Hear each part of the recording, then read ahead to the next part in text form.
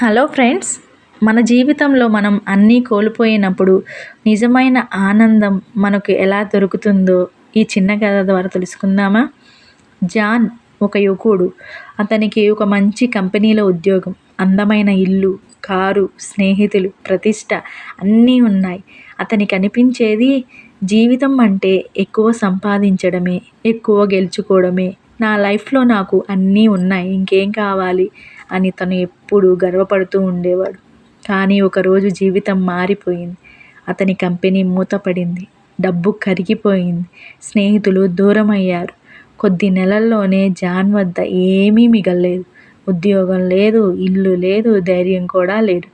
తనని తాను ప్రశ్నించుకున్నాడు, ఎందుకు నేను ఇలా అయ్యాను, నేను ఏం తప్పు చేశాను అని. మొదట కోపం, బాధ, నిరాశ అన్నీ వచ్చాయి. కానీ కొన్ని రోజుల తర్వాత ఆ నిశ్శబ్దం అతన్ని ఆలోచింపచేసింది. ప్రతి సాయంత్రం పార్కులో నడుస్తూ పిల్లల నవ్వులు, సూర్యాస్తమయపు వెలుగు, చెట్ల గాలి, ఇంతకాలం చూడనివి, అనుభవించనివి గుర్తించడం మొదలుపెట్టాడు. అతను తెలుసుకున్నాడు, ప్రపంచం ఇంకా అందంగానే ఉందని. తన జీవితం కూలిపోయిన ఒక చల్లని సాయంత్రం జాన్ పార్క్ బెంచ్ మీద ఒంటరిగా కూర్చున్నాడు. ఒక వృద్ధుడు అతని దగ్గరకు వచ్చి తన శాండ్విచ్లో సగం ఇచ్చాడు. జాన్ ఆశ్చర్యపోయాడు, కానీ తీసుకున్నాడు. వృద్ధుడు నవ్వుతూ అన్నాడు, బిడ్డా, నీ జీవితం కొన్నిసార్లు అన్నీ తీసుకెళ్తుంది, నిన్ను శిక్షించడానికి కాదు, కానీ నిజంగా విలువైనదేమిటో చూపించడానికి.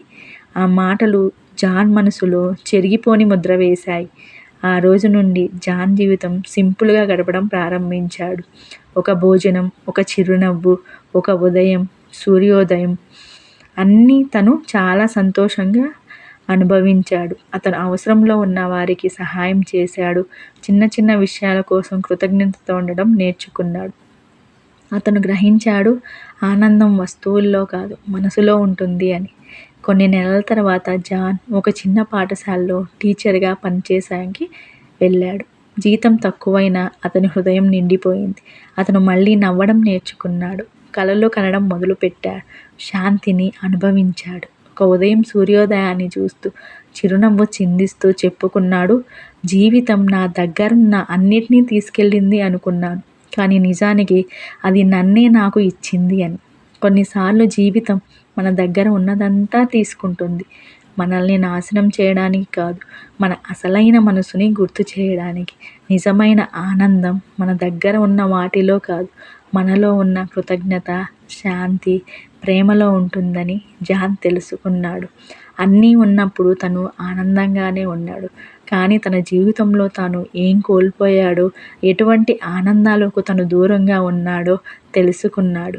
అప్పటి నుంచి జాన్ తన నిజమైన ఆనందం ఏంటో తెలుసుకోగలిగాడు. సో ఫ్రెండ్స్, మీరు కూడా మీ లైఫ్లో మీరు అన్నీ కోల్పోయారని ఎప్పుడూ బాధపడకండి. అంతకు మించిందేదో జీవితం మీకు ఇస్తుందని దానికోసం ఎదురు చూస్తూ ఉండండి. ఓకేనా ఫ్రెండ్స్?